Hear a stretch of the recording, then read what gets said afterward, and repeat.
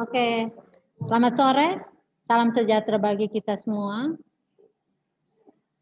Pada sore hari ini kami akan mempresentasi hasil penelitian kami dengan judul Pengaruh Suhu Perairan Terhadap Produksi dan Pertumbuhan Rumput Laut Capapicus alvarezi di Perairan Sulamu, Kabupaten Kupang.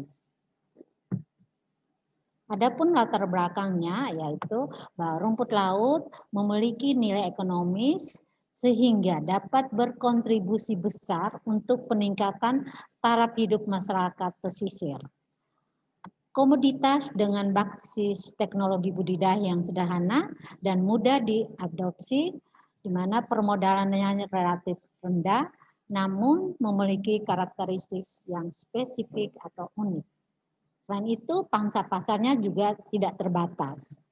Belum ada bahan sintetis lain yang dapat menggantikan bahan aktif yang terkandung di dalam rumput laut. Selain itu, rumput laut juga merupakan salah satu komoditas utama dalam memberikan kontribusi peningkatan produksi perikanan budidaya dan nilai tambahnya. Di mana kita tahu secara nasional, sasaran target peningkatan produksi rumput laut itu dari tahun 2014, rumput laut diproduksi sebanyak 7,5 juta ton. Sedangkan pada tahun 2015 sebesar 9,9 juta ton. Tahun 2016 naik sebesar 11 juta ton.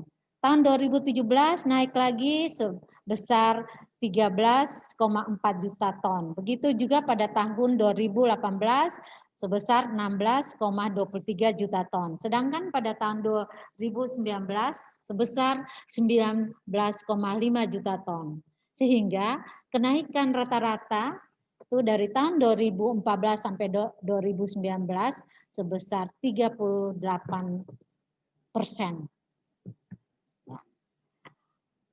Rumput laut Capapicus alvarezi itu juga merupakan harganya yang tinggi baik di tingkat nasional ya maupun tingkat ekspor. Mengapa? Karena dapat digunakan sebagai pangan, non pangan, obat-obatan dan juga digunakan pakan. Sehingga dibutuhkan salah satu teknologi yaitu budidaya rumput laut. Nah, dalam melakukan budidaya rumput laut ini ada beberapa faktor yang mempengaruhi yaitu kualitas air di sini secara fisika yaitu suhu. Nah, suhu terlalu tinggi dan juga terlalu rendah akan mempengaruhi dari rumput laut tersebut baik dari pertumbuhan maupun produksi. Mengapa? Karena pada suhu-suhu yang tinggi dan suhu terendah akan muncul penyakit ya karena terganggunya lingkungan. Sehingga dibutuhkan suhu optimum untuk bagaimana untuk pertumbuhan dan produksi dari rumput laut.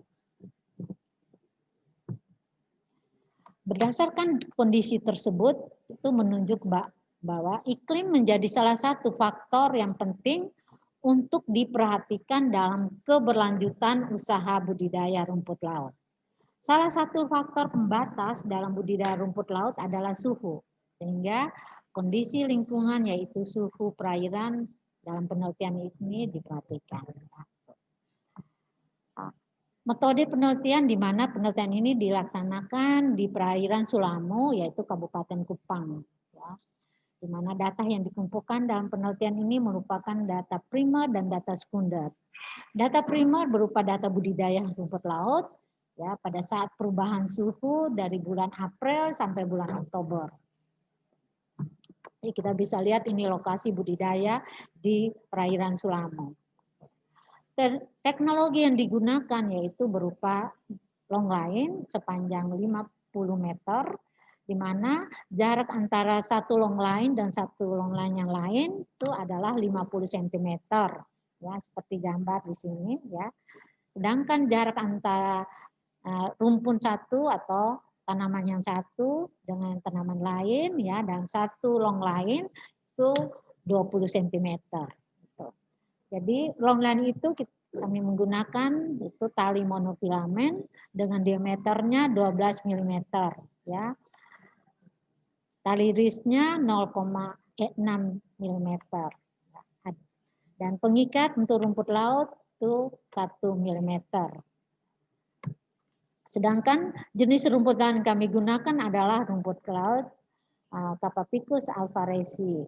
Itu jenis ini nama dagangnya yaitu Esoma cottoni, ya, itu nama dagang. Sedangkan nama ilmiah yang disebut Capapicus alvarezi. Jadi Bapak Ibu bisa melihat ini bagaimana teknologi yang kami gunakan, ya. Ini.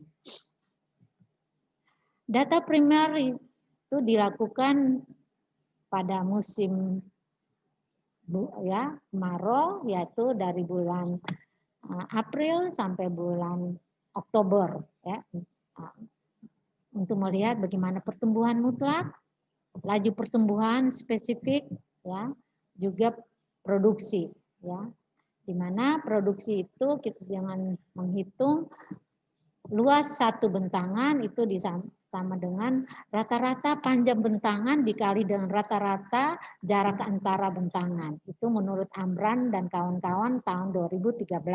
Sehingga untuk menghitung produksi itu yaitu luas kawasan budidaya dalam meter bujur sangkar dibagi dengan luas satu bentangan. Selain itu parameter kualitas air yaitu berupa suhu, perubahan suhu yang diukur setiap minggu selama bulan April sampai bulan Oktober. Data-data ini dikumpul dan dianalisis, hitung rata-rata dan dibahas secara deskriptif. Ini hasil dari penelitian kami, yaitu di mana kita bisa lihat produksi rumput laut Capapicus alvarezi di perairan Sulamo itu kalau kita lihat dari grafik ini, ya, ada produksi dan ada suhu.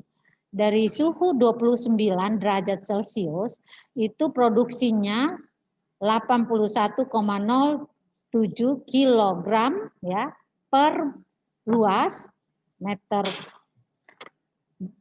kubik meter bujur sangkar per 6 minggu atau per 45 hari.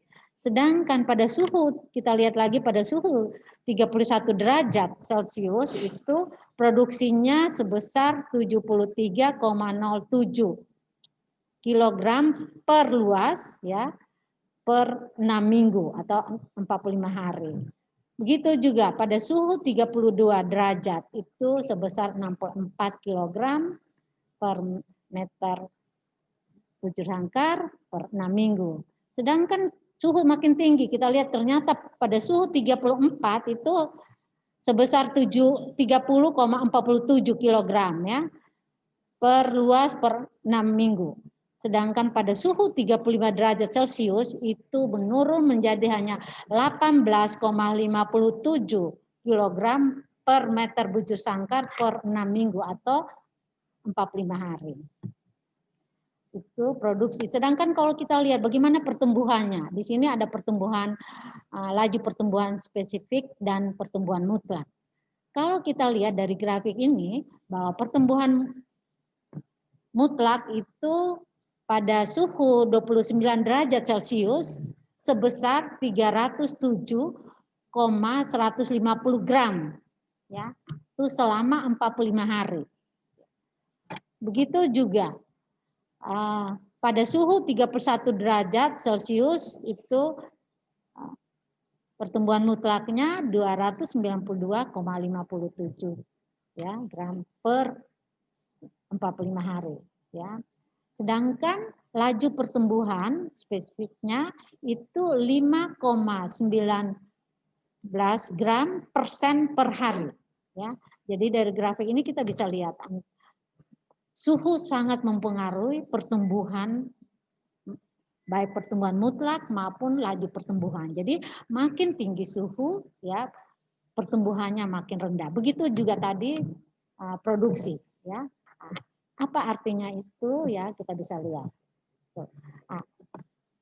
Ini adalah gambar-gambar, ya, daripada hasil penelitian pengaruh suhu pada bulan April sampai bulan Oktober. Kita bisa lihat, ya, pada suhu 29 sampai 30 derajat Celcius di perairan Sulamo, yaitu pada bulan April sampai Juni, itu ternyata rumput lautnya kita bisa lihat dari ini foto ini adalah rumput laut dengan warna yang sangat hijaunya sangat cerah, ya, tidak ada timbul putih-putih, ya, jadi benar-benar bersih. Itu pada suhu 29 sampai 30 derajat Celcius. Sedangkan nanti kita lihat lagi masuk pada bulan Juli itu suhunya mulai meningkat, ya. 31 derajat mulai timbul putih-putih yang disebut orang biasa saat katakan ice, ya itu ya. Itu pada talus-talus dari rumput laut tersebut. Begitu juga pada suhu 32 derajat pada bulan Agustus. Kita bisa lihat ya dari gambar ini. Pada bulan September pada suhu 33 derajat Celcius itu juga sudah menyebar, ya. Semua talus baik talus cabang semua termakan oleh ice itu. Sedangkan kita masuk lagi bulan Oktober, yaitu bulan yang sangat panas, itu suhunya sangat meningkat, ya. Pada saat kita ukur bisa sampai 34 derajat sampai 35 derajat, ya. Itu pada saat itu kami lihat benar-benar rumput laut Capapicus alvarezi yang menggunakan teknologi longline itu semua sudah terbungkus oleh lumut yang ternyata lumut itu adalah sejenis rumput laut yang disebut rumput laut ulva. Rumput laut ulva ini membungkus seluruh daripada rumput laut Capapicus alvarezi, sehingga Capapicus alvarezi pada suhu tersebut benar-benar sudah hilang dan juga patah karena adanya ice. Kadang-kadang dia habis sama sekali pada suhu-suhu tersebut. Jadi hanya muncul ada lumut atau yang disebut rumput laut ulva. Ini artinya bahwa suhu dari hasil penelitian menjelaskan suhu sangat mempengaruhi baik produksi maupun pertumbuhan pada rumput laut, khususnya rumput laut Capapicus alvarezi. Ya. Jadi pada saat kami mengukur itu kondisi suhu di perairan Sulamo itu dari 29 derajat Celcius sampai 35 derajat Celcius. Sedangkan pada suhu optimum di mana produksi maupun pertumbuhan daripada rumput laut Capapicus alvarezi yaitu pada suhu 29 derajat Celcius sampai 31 derajat Celcius. Pada kondisi itu tidak terkena penyakit ice, ya, di mana talus-talusnya tidak ada dan rumput laut tersebut berwarna hijau pekat, ya. Sedangkan kalau kita lihat dari suhu 32 sampai 35 derajat Celcius itu sudah ada ice terutama di bagian talus-talusnya. Nah, kita bisa lihat tadi data produksi maupun data pertumbuhan, ya, pada makin tinggi suhu, produksi dan pertumbuhan makin menurun. Ya. Kisaran suhu yang sangat mendukung pertumbuhan dan produksi rumput laut yaitu pada suhu 29 derajat sampai 31 derajat Celcius. Ini sesuai apa yang dijelaskan oleh Radiarta dan teman-teman tahun 2013 bahwa suhu perairan yang mendukung pertumbuhan dan produksi rumput laut itu pada suhu 28 derajat Celcius sampai 31 derajat Celcius. Suhu juga mempengaruhi beberapa proses fisiologis, yaitu tentang bagaimana bukaan stomata, bagaimana dengan laju transpirasi, laju penyerapan air dan nutrisi, serta fotosintesis dan respirasi, ya itu suhu, ya. Gitu. Sehingga peningkatan suhu sampai titik optimum akan diikuti oleh peningkatan proses fisiologis, ya, proses fisiologis seperti bagaimana penyerapan air, bagaimana penyerapan nutrisi, ya, fotosintesis terjadi, bagaimana respirasi. Setelah melewati titik-titik optimum, proses fisiologis mulai dihambat, ya, itu artinya baik pada suhu yang terlalu tinggi maupun suhu yang terlalu rendah, ya, itu proses fisiologisnya akan terhambat, baik secara fisik maupun secara kimia. Ya, sehingga akan menurun aktivitas kerja enzim. Kita tahu suhu juga merupakan faktor lingkungan yang berpengaruh terhadap pertumbuhan dan perkembangan dari rumput laut. Sehingga suhu sangat berkorelasi positif dengan radiasi matahari. Tinggi rendahnya suhu di perairan ya ditentukan oleh radiasi matahari, distribusi cahaya dalam perairan, di mana ini sesuai juga didukung oleh Patan dan Yunarti tahun 2009, di mana beliau mengatakan bahwa suhu, kekeruhan, salinitas, pH air, oksigen telarut sangat berpengaruh terhadap pertumbuhan dan produksi rumput laut. Dari hasil penelitian menunjukkan bahwa suhu yang baik untuk pertumbuhan dan produksi rumput laut Capapicus alvarezi pada suhu 29 derajat sampai 31 derajat Celcius. Menurut Choi dan teman-teman tahun 2010 mengatakan bahwa suhu sangat berperan terhadap pertumbuhan, terhadap pembentukan kalus dan perkembangan morfogenetik rumput laut karena terjadinya peristiwa osmoregulasi dalam sel, ya, osmoregulasi dalam sel. Sehingga jika suhu terlalu tinggi, itu di mana akan terjadi kepekatan antara cairan di dalam dan di luar sel dari rumput laut tersebut. Sehingga mendorong badan Golgi untuk terus berusaha menyimbangi menjadi isotonis, ya. Isotonis yang kami inginkan yaitu supaya larutan di luar sel dan di dalam sel, ya, itu seimbang keluar masuknya, yang disebut isotonis. Hal tersebut berdampak pada pemanfaatan energi yang lebih besar, sehingga berpengaruh terhadap rendahnya pertumbuhan dan perkembangan rumput laut, sehingga mudah timbulnya penyakit ice. Itu juga didukung oleh Sion dan Su pada tahun 2002.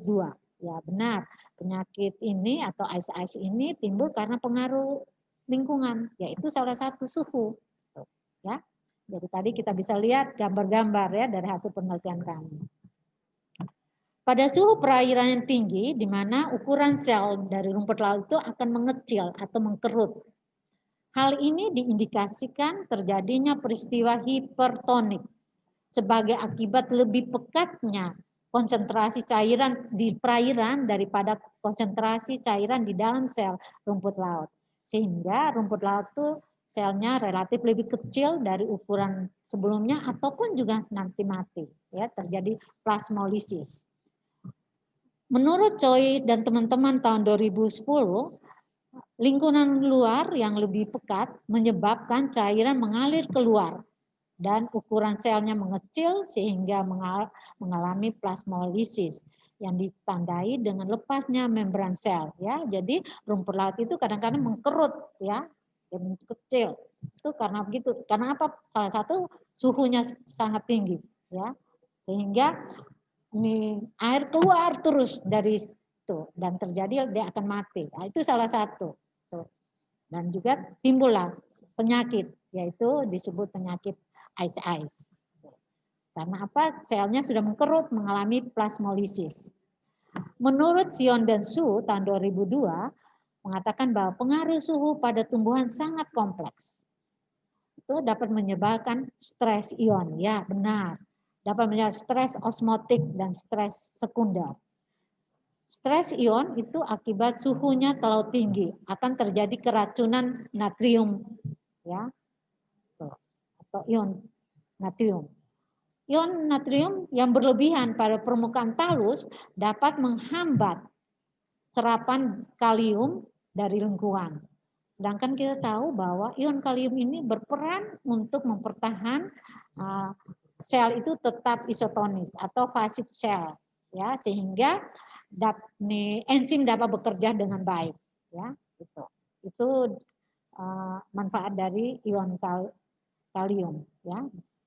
Dia tugasnya untuk menjaga sel itu tetap berada dalam kondisi yang optimum, ya.